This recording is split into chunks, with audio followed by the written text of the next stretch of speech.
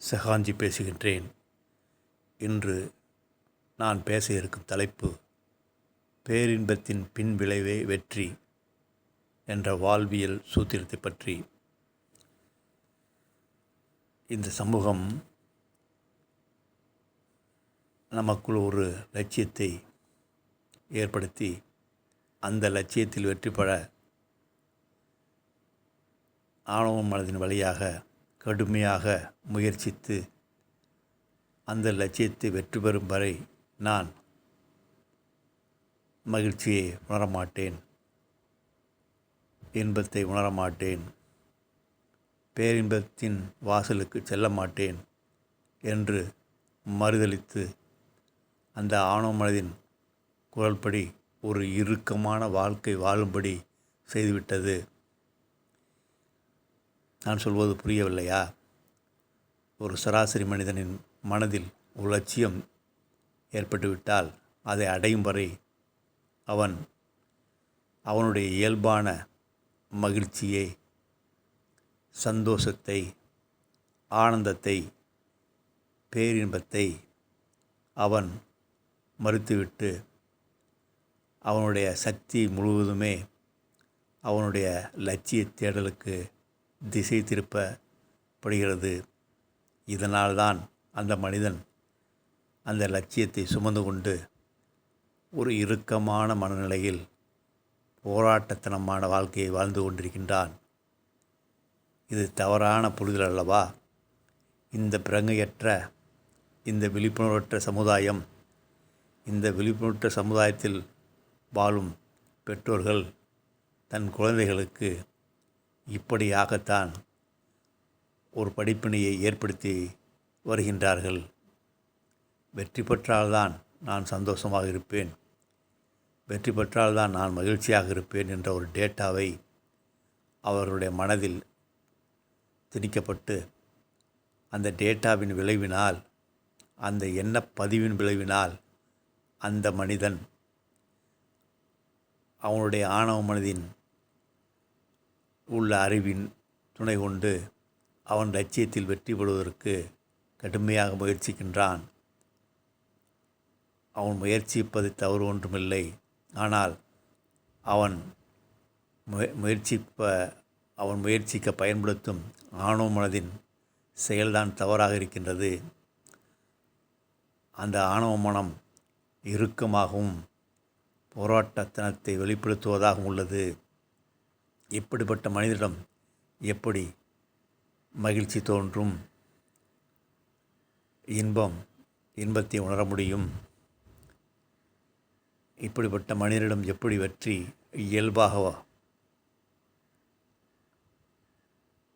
இப்படிப்பட்ட மனிதன் எப்படி இயல்பாக வெற்றியை அடைய முடியும்? அவன் அதை கடினமாகத்தான் பிறக முடியும், போராடித்தான் பிறக முடியும். ஆனால் உண்மை என்னவென்றால், நீ இயல்பாகவே ஆனந்தமானவன், சந்தோஷம் மிக்கவன், மகிழ்ச்சியின் உச்சத்தில் திளைப்பவன். ஆனால் இந்த பிரங்கையற்ற சமூகம் நீ வெற்றி பெற வேண்டும் என்ற ஒரு யுக்தியை திணித்து, நீ அந்த காரியத்தில் வெற்றி பெற்றால்தான் உன்னால் இன்பத்தை நுகர முடியும், மகிழ்ச்சியை கண்டுணர முடியும், ஆனந்தத்தில் திளைக்க முடியும் என்ற தவறான புரிதலை ஏற்படுத்திவிட்டது. மனிதா, நீ வெற்றி பெற வேண்டுமென்றால், நீ வாழ்க்கையில் வெற்றி பெற வேண்டுமென்றால், உன் லட்சியத்தில் வெற்றி பெற வேண்டுமென்றால் ஒரு சுலபமான ஒரு வாழ்வியல் விதி இருக்கின்றது. இது ஒரு வகை ஆன்மீக குறியீடு. என்னவென்றால், இயல்பாகவே நீ ஆனந்தத்தின் உச்சத்தன்மையில் இருப்பவன். அதை இந்த சமூகம் மறுக்க செய்துவிட்டது இந்த ஆணவ மனதால். இயல்பாகவே நீ சந்தோஷகுமாரன்தான். நீ இறுக்கமான மனநிலையில் வாடும் மனிதன் அல்ல.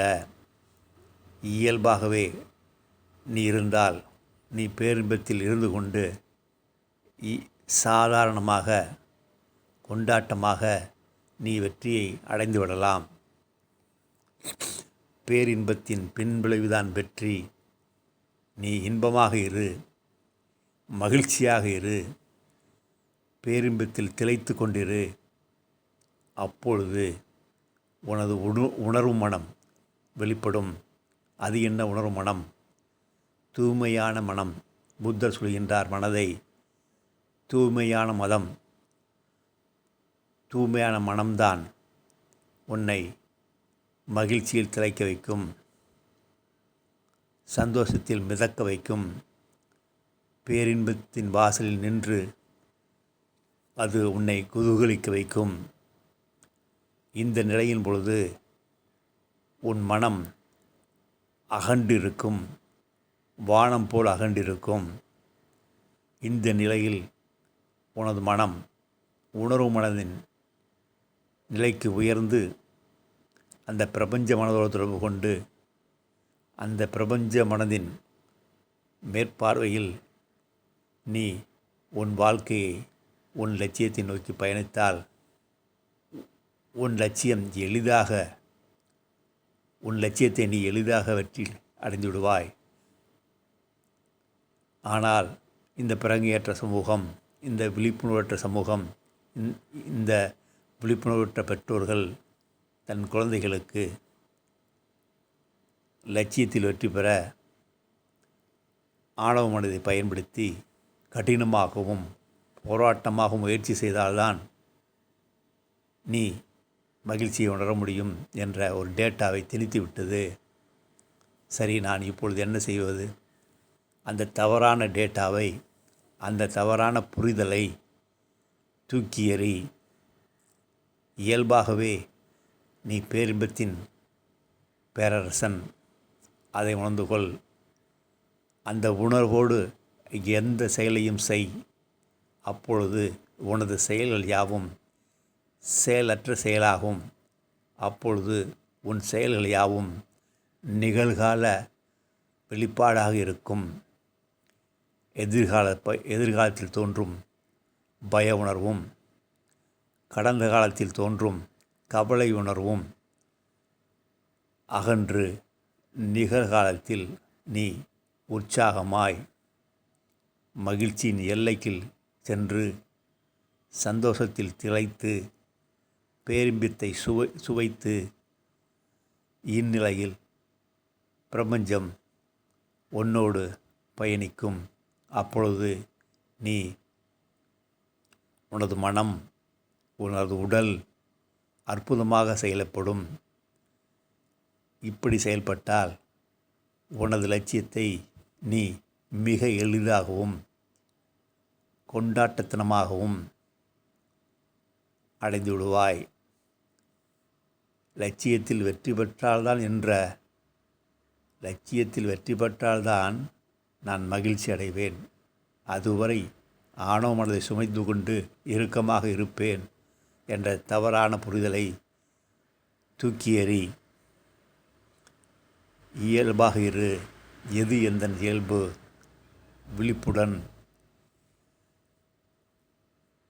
கவனித்தலின் பின்விளைவே விழிப்புணர்வு. அதீத விழிப்புணர்வின் பின் விளைவே பேரின்பம். பேரின்பத்தில் நீ இருந்தாலே உன்னுள் அதீதமான விழிப்புணர்வு ஏற்படும். அதீதமான விழிப்புணர்வு இருந்தாலே நீ கவனிப்பு தன்மையில் மிளிர்ந்து விடுவாய். இந்த கவனிப்பு தன்மை அதிகமாக இருக்கும் பொழுது நீ நிகழ்காலத்தில் இருப்பாய். நீ நிகழ்காலத்தில் இருந்தால் நீ எது செய்தாலும் எளிதாக, கொண்டாட்டத்தனமாக நீ மனநிலையில் இருந்து உன் லட்சியத்தை அடைய எளிமையாக, கொண்டாட்டத்தனமான ஒரு யுக்தியை நீ உணர்ந்து கொண்டு நீ இப்பொழுதே இக்கணமே நீ பேரின்பத்தில் திளைத்து கொண்டே வெற்றியை எளிதாக அடைந்துவிடலாம். புத்தர் உனக்கு நீயே ஒளியாக இரு என்று சொல்கின்றார். நாம் ஒளியை தேடி வெளியே அலைகின்றோம். எனக்கு நானே எப்படி ஒளியாக மிளிர்வது? நீ சாதாரணமாக பிரங்கையுடன் மௌனமாக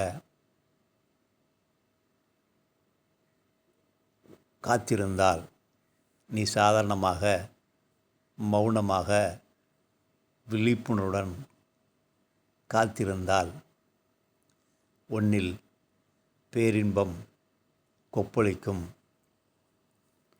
உன் ஆணவ மனம் உணர்வு மனமாக உயிர்த்தெழுந்து அந்த பிரபஞ்ச மனதோடு இணைந்து உன் வாழ்க்கையில் வெற்றி பெற தேவையான அனைத்து யுக்திகளையும் அந்த பிரபஞ்ச மனம் உன் உள்ளுணர்வு வழியாக உனக்கு வழங்கி கொண்டே இருக்கும். நீ மகிழ்ச்சியில் திளைத்து கொண்டு இன்பத்தின் உச்சத்தில் இருந்து கொண்டு பேரின்ப வாசலில் நின்று கொண்டு உன் லட்சியத்தை எளிதாக அடைந்து விடுவாய். ஒரு முல்லாவின் கதை சொல்கின்றேன். முல்லா எப்பொழுதுமே எருமை மாட்டில்தான் பயணிப்பாராம். ஆனால் அந்த எருமை மாட்டின் மீது எப்படி அமர்ந்திருப்பார் என்றால்,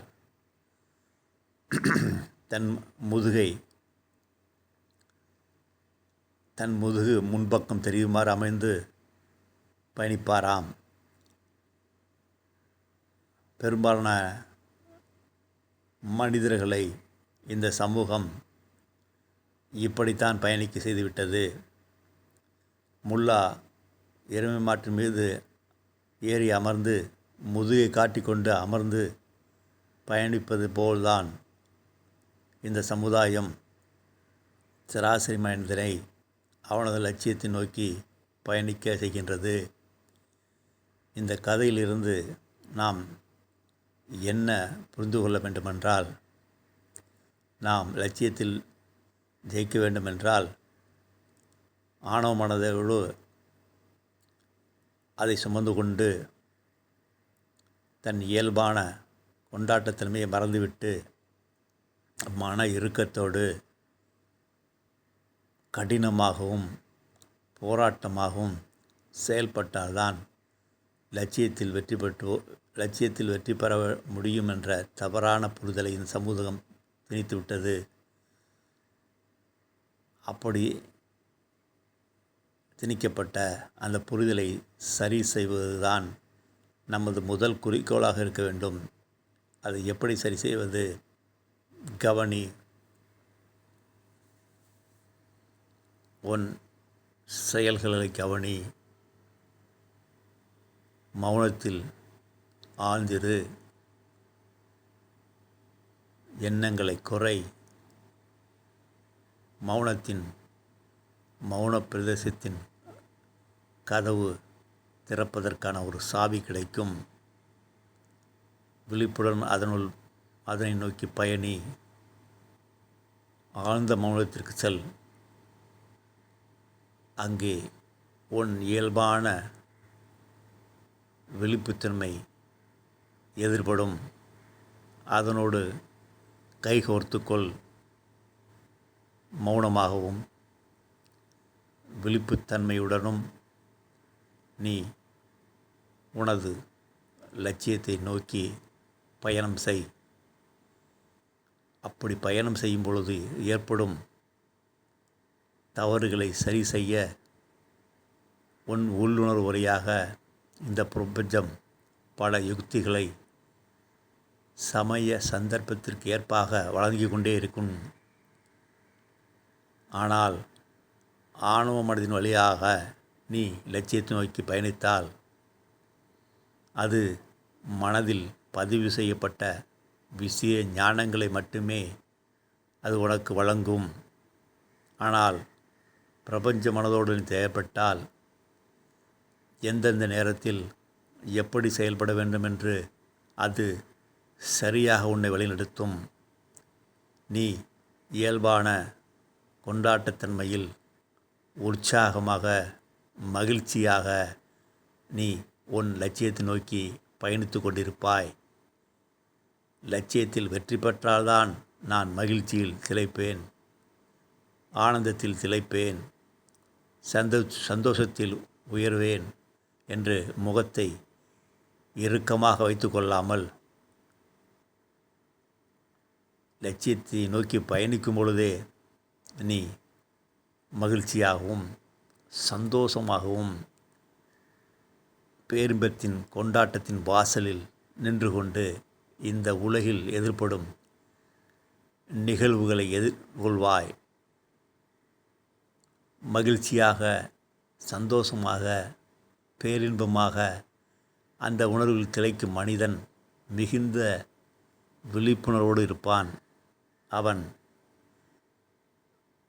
லட்சியத்தை நோக்கி சாதாரணமாக இயல்பாக விழிப்புடன் கவனமுடன் பயணிப்பான்.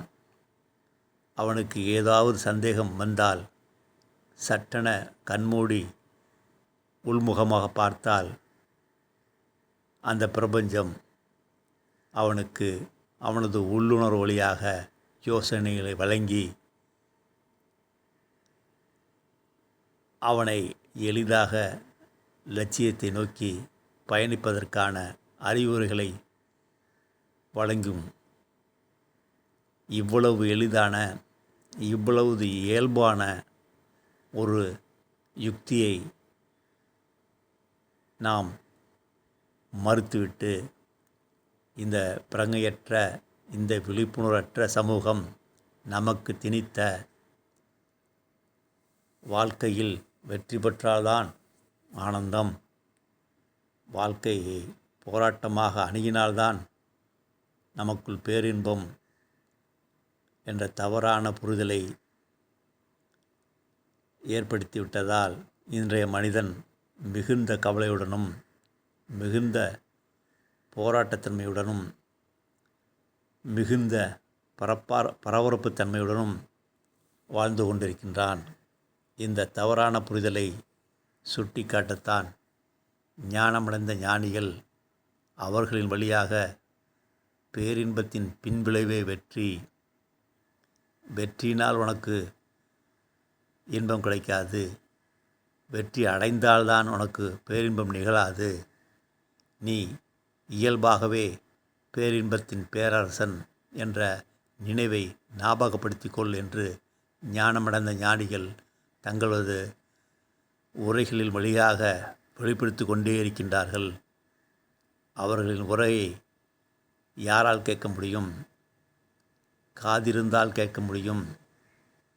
சாதாரண மனிதர்கள் தங்கள் செவிகளை சரியாக பயன்படுத்துவதே இல்லை, விழிப்புணர்வோடு பயன்படுத்துவதே இல்லை. அப்படி பயன்படுத்தியிருந்தால் அவன் விழிப்போடு மௌனமாக நிகழ்காலத்தில் இருந்து தன் லட்சியத்திற்கான பயணத்தில் ஏற்படும் தடங்கல்களை சரி செய்ய அவன் அந்த பிரபஞ்ச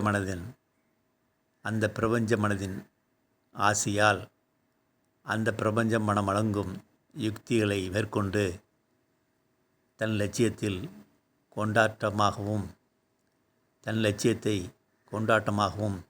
மகிழ்ச்சியாகவும் எதிர்கொண்டு விடுவான். இப்படிப்பட்ட வாழ்வியல் யுத்தத்தை, இப்படிப்பட்ட வாழ்வியல் யுக்தியை இந்த சமூகம் நமக்கு வழங்க மறுத்துவிட்டது. அவர்களை சொல்லி குற்றமில்லை. பிரங்கையற்ற சமூகத்தின் விளைவு இப்படியாகத்தான் இருக்கும். விழிப்புணர்வற்ற பெற்றோர்களின் செயல்பாடு இப்படியாகத்தான் இருக்கும். அப்பாவி குழந்தையை அவனது இயல்புபடி வாழவிட்டால், வளரவிட்டால், இயல்பாகவே அவனுக்குள் ஞானம் எழுந்து அவனுடைய உள்ளுணர்வுப்படி அவன் செயல்பட்டு மகிழ்ச்சியாகவும் சந்தோஷமாகவும் கொண்டாட்டத்தன்மையுடன் இந்த வாழ்க்கையை எதிர்கொள்ள ஆரம்பித்து விடுவான். ஆனால் இந்த பிரங்கையற்ற சமூகம், இந்த விழிப்புணர்வற்ற சமூகம் அந்த சமூகத்தினால் வெளிவந்த பெற்றோர்கள், பிரங்கையற்ற பெற்றோர்கள், விழிப்புணர்வற்ற பெற்றோர்கள் தன் குழந்தைகளுக்கு அறிவை கொடுக்கின்றேன் என்ற பெயரில் அவர்களுக்குள் பல விஷய ஞானங்களை மட்டும்தான் திணிக்கின்றார்களே தவிர அவர்களுக்கு விழிப்புத்தன்மையும் மௌனத்தையும் அவர்கள் போதிப்பதே இல்லை.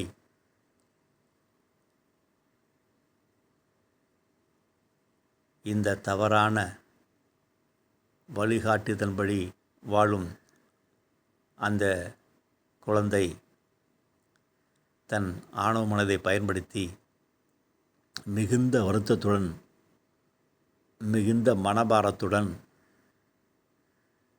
அவனுடைய லட்சியத்தை நோக்கி பரபரப்பாகவும் போராட்டமாகவும் அமைதியின்றி எதிர்கொள்ள நேரிடுகின்றது. அவ்வப்பொழுது அவன் வாழ்வில் எதிர்ப்படும்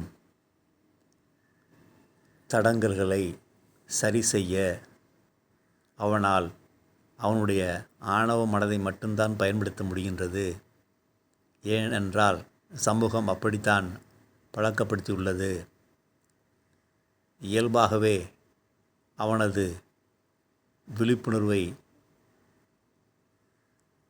விழிப்புணர்வை அதிகப்படுத்தி அவனுடைய மௌனத்தை உற்சாகப்படுத்தி அவனுடைய லட்சியத்தை நோக்கி பயணிக்க செய்திருந்தால் அவன் அந்த லட்சியத்தில் எதிர்ப்படும் தடங்கல்களை சரி செய்ய அவனுக்குள் உள்ளுணர்வு வழியாக இந்த பிரபஞ்சம் வழங்கும் யுக்தியை எளிதாக கைக்கொண்டு அவனுடைய லட்சியத்தில் எளிதாக வெற்றி பெற்றுவான். அவன் லட்சியத்தை வெற்றி பெறும் முன்பே ஆனந்தத்தோடு இருப்பான், மகிழ்ச்சியாக இருப்பான். அவன் வழியாக கொண்டாட்டத்தன்மையான செயல்பாடுகள் வெளிப்படும். அப்படி செயல்படுபவர்கள்தான் ஞானமடைந்த ஞானிகள். அவர்கள் அமைதியாகவும் விழிப்புத்தன்மையின் உச்சத்தில் பரபரப்பின்றி மிக எளிதாக இந்த வாழ்க்கையில் பயணிப்பார்கள்.